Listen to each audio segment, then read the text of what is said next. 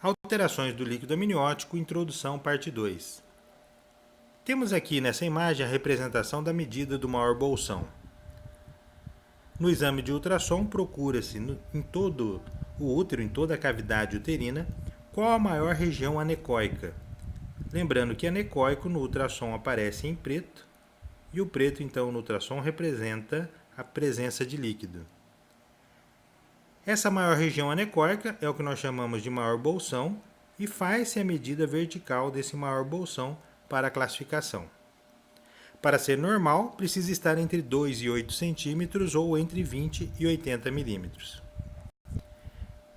Nesse outro exame, a legenda diz volume normal de líquido amniótico avaliado com a medida do maior bolsão. Nesta gestação de 22 semanas, o maior bolsão, desprovido de cordão umbilical, tem 24 milímetros, ou 2,4 centímetros. E é importante frisar essa observação feita. Esse maior bolsão tem que ser desprovido de cordão umbilical. Sempre que for avaliar líquido amniótico, independente da técnica utilizada, não pode ter cordão umbilical no espaço avaliado. Phelan e colaboradores propõem então o que nós chamamos de ILA, ou índice de líquido amniótico, que consiste na soma dos maiores bolsões verticais nos 4 quadrantes, tomando como ponto de referência a cicatriz umbilical da gestante. Nos casos de gestação diamniótica gemelar, o líquido amniótico deve ser avaliado de maneira semi-quantitativa através do maior bolsão. Ou seja, na gestação gemelar diamniótica, essa técnica de 4 quadrantes não é factível. Por isso, precisamos utilizar o maior bolsão para essas gestações. Nessa imagem, a representação de como se calcula o índice de líquido amniótico. Procura-se nos 4 quadrantes a maior região anecóica nos 4 quadrantes, faz-se a medida vertical de todas essas imagens encontradas e a soma dessas medidas corresponde ao índice de líquido amniótico.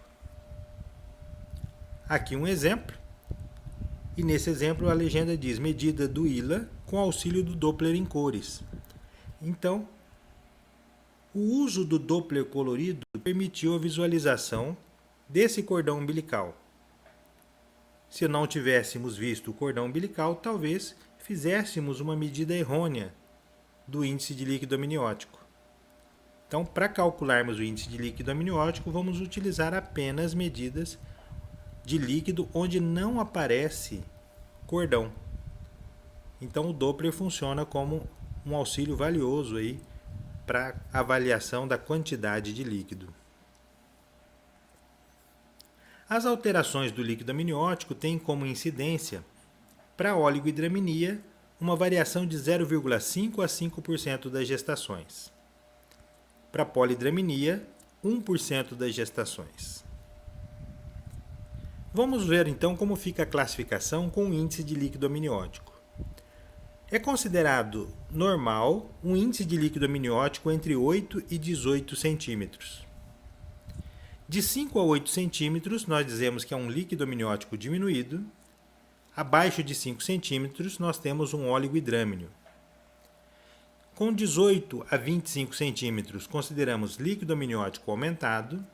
De 25 a 30 centímetros, um polihidrâmnio leve. De 30 a 30 centímetros, um polihidrâmnio moderado. Acima de 35 centímetros, um polihidrâmnio grave. Nós temos aí a fonte da tabela utilizada, assim como parte do texto utilizado nessa aula também, do Guia Prático em Saúde em Obstetrícia. E lembrando que outras obras, outros autores podem considerar outras nomenclaturas para essa classificação, nós vamos ver na aula de oligoâmnio principalmente. Mas não importa muito qual é o nome que se dá, mas qual é a conduta que se vai ter em cada situação dessas de alteração de volume.